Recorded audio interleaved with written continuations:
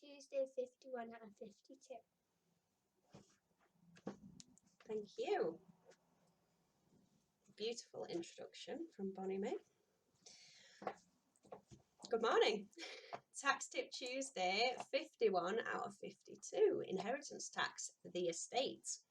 So, following on from last week's slightly depressing, but something we all must face. What happens to your estate when you die? So, the obvious starting point here is your nil rate band, NRB. Since 6th of April 2009, the NRB has been £325,000, and as things stand, it will remain at that level until 5th of April 2026.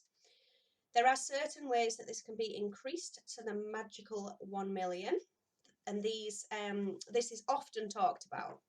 So here goes. Transfers on death to your spouse do not use up the NRB. Any remaining percentage of the NRB can be transferred to your spouse for use upon their death. This is the case even if the spouse died before the legislation was brought in. So, spouse number one dies pre-6th of April 2017, but post-2009, with an estate of 500,000. They leave half to their children and half to the surviving spouse. So 250k of 325k is used up, which is 77% of the estate. This means that 23% is transferable to the surviving spouse. So if the NRB has increased when they die, they will be able to increase their NRB by the percentage and not by the amount that wasn't used. Okay. Since 6th of April 2017, the residence NRB has been available at a gradually increasing rate. It now stands at £175,000.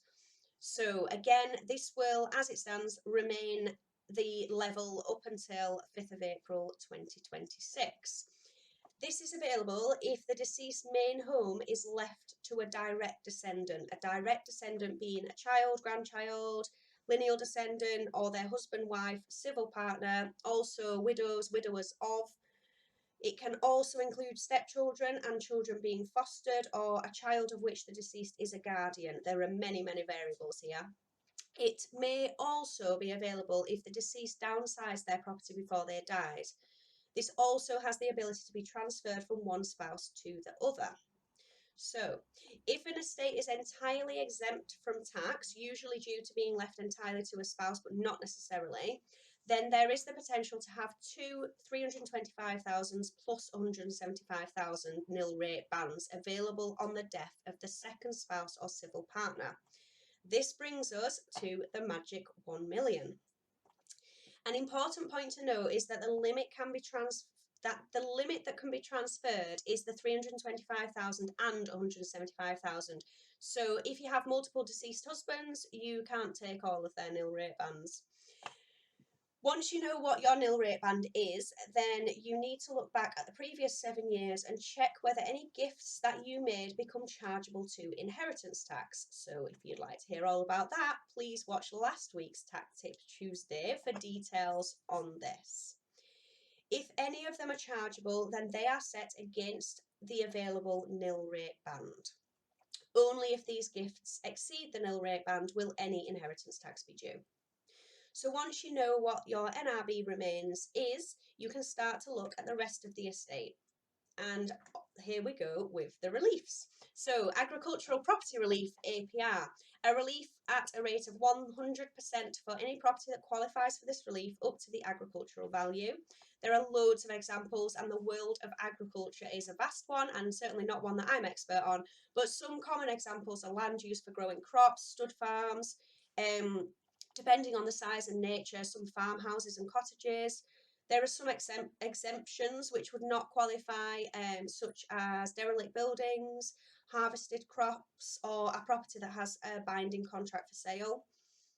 A farm can be owner-occupied or let. Owner-occupied farms must have been occupied for at least 2 years. This includes owned by a company controlled by the owner or their spouse. Other properties must have been owned for 7 years. Subject to certain conditions, property that is replaced may also qualify for the relief. We then have business property relief, BPR. This is applied at a rate of either 100% businesses or interest in a business, or 50% shares controlling more than 50% of the voting rights in a listed company, land, buildings, or machinery used in a business they controlled, or held in a trust that they had the right to benefit from. The 2-year ownership rule applies. There are exemptions that will not qualify for the relief, such as not for profit, if they mainly deal with shares or securities or hold land and buildings for investment purposes. AIM shares will qualify for relief when they have been held for 2 years as they are unlisted. This relief is applied after any APR has been claimed, because APR can only be claimed up to the agricultural value, but the business as a whole may be worth more.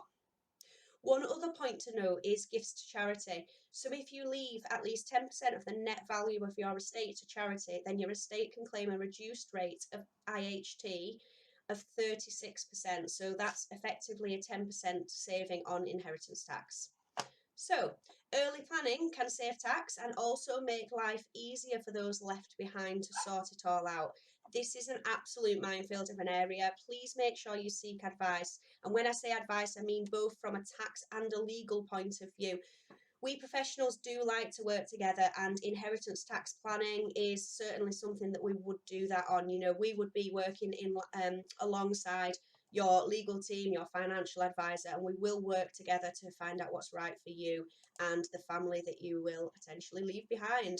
So, on that note, I will see you all next week, and I hope that you all have an absolutely fantastic Christmas and enjoy the rest of your day.